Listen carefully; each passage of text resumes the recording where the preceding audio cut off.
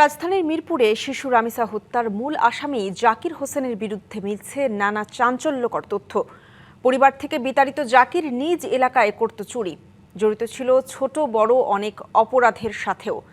শিশু হত্যার মতো নৃশংস ঘটনার পর রাজধানীতে বাসা ভাড়ার ক্ষেত্রে পুলিশের ভাড়াটিয়া তথ্য সংগ্রহের বিষয়েও উঠেছে নানা প্রশ্ন।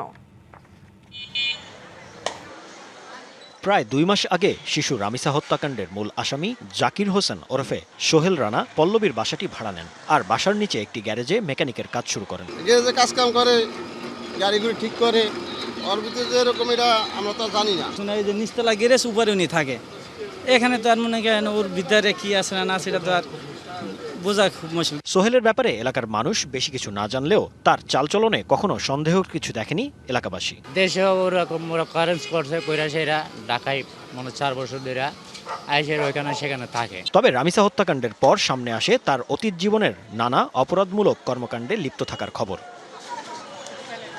4 বছর ধরে ছিলেন পরিবার থেকে বিতাড়িত, নিজ এলাকায় করতেন চুরি, লিপ্ত ছিলেন আপন ছোট ভাইয়ের স্ত্রীর সাথে পরকীয়ায়। তার অতীতের ব্যাপারে আমরা শুনতে পারছি যে নাটোরে সে বিভিন্ন ধরনের ক্রাইমে জড়িত ছিল।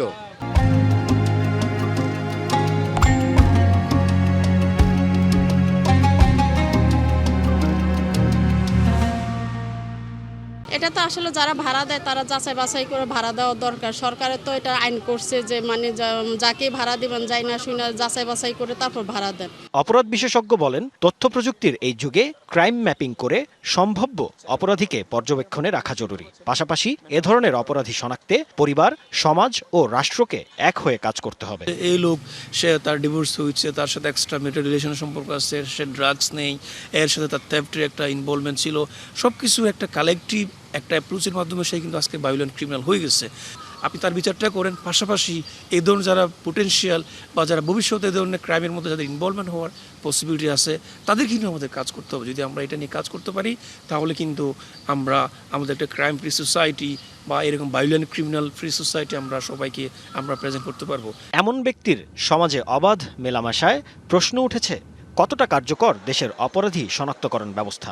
বাসা ভাড়া নেওয়ার আগে পুলিশের ভাড়াটিয়া সংক্রান্ত তথ্য সংগ্রহই বা কতটা কার্যকর তাও সামনে এসেছে।